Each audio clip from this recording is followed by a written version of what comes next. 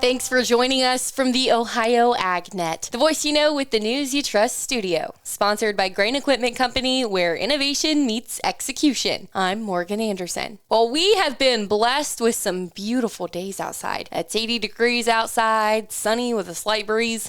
We can expect these same conditions with some clouds for the rest of the evening, perfect for planting. We possibly may see some rainy conditions around 9 p.m., and our low for tonight is 52 degrees. Got a fun fact for your Thursday, this one being pulled from our Digital Dale e-newsletter that can be sent to your inbox every morning if you subscribe. You can do that on our website. Dale said that in 1925, so 100 years ago, farmers in Ohio planted 3,707,000 acres of corn. And this year, based on the March 31st planting intentions, farmers in Ohio will plant 3,250,000 acres of corn. In 1925, corn production was 48 bushel per acre. So let's hope it's much better this year.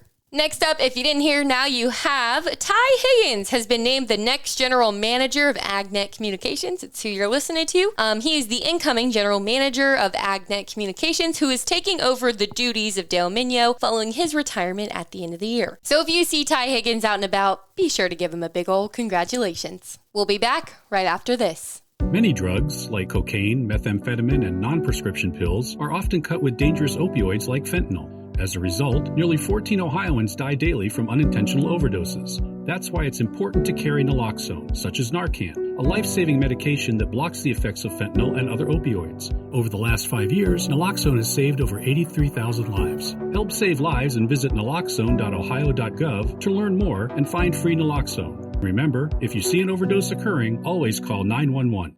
Let's check in with our weekly update from the Ohio Soybean Council and your checkoff dollars at work. Here's Dusty Sonnenberg. I'm visiting today with Tom Berry with Clean Fuels Alliance America. Some exciting things going on the demand side when it comes to renewable fuels. Give us an update maybe of some of the neat things that are happening. New York City is exciting. I mean, they mapped out a decarbonization strategy 20 years ago. What they want to do is electrify what they can, and what they can't, they're going to put biodiesel, renewable diesel in. And that is where they're at today. They have 12,000 diesel vehicles, largest municipal fleet in the country, 100% renewable diesel and biodiesel blends. That includes the FDNY fire department. That includes the police department.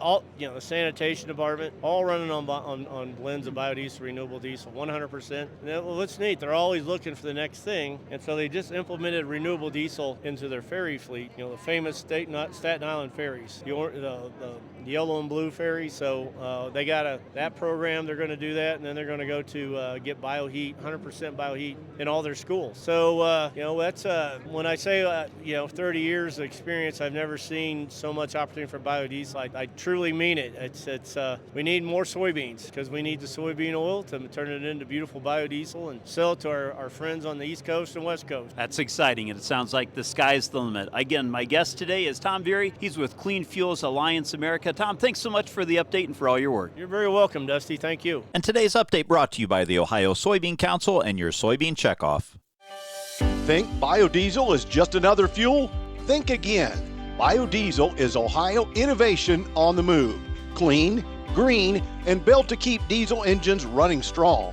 It's an engine booster, a soybean supporter, and an environmental champion all in one. Every gallon reduces emissions, strengthens Ohio farms, and powers your ride. Drive with purpose. Choose biodiesel. Learn how at soyohio.org. Taking a look at your agricultural headlines, the 2017 Tax Cuts and Jobs Act contains provisions that are set to end in 2025, many of which are beneficial to farmers and ranchers. Without congressional action, the estate tax exemption will drop to pre-2017 levels. Samantha Ayub, an associate economist with the American Farm Bureau Federation, explains the state at play. The Tax Cuts and Jobs Act doubled the estate tax exemption. So it went from anyone with a net worth greater than $5.5 million in permanent statute had to pay an estate tax to, during TCJA years, it was $11 million indexed for inflation. If Congress does not renew that provision, it would automatically revert to only $5.5 million indexed for inflation starting in 2026. She says farm and ranch families are already going through a difficult time, and cutting the estate tax exemption would only make it worse. Families are already going through a very difficult time when they lose a loved one and are passing the farm on. And so this adds an additional burden of trying to come up with up to 40% of your farm's value to pay to the IRS. Most of farm assets come from non-liquid assets, mainly land. So as land becomes more valuable, even when farms are facing losses, they're now being pushed above that exemption level due to rising land values. Without additional changes to permanent tax law, farmers and ranchers are at risk. If Congress continued to at least raise the exemption level, that in permanency at the very least gets away farms having to plan for the reversal back to $5.5 million. It's really that uncertainty that comes down at the end of the day. You can learn more on the market intel page on fb.org.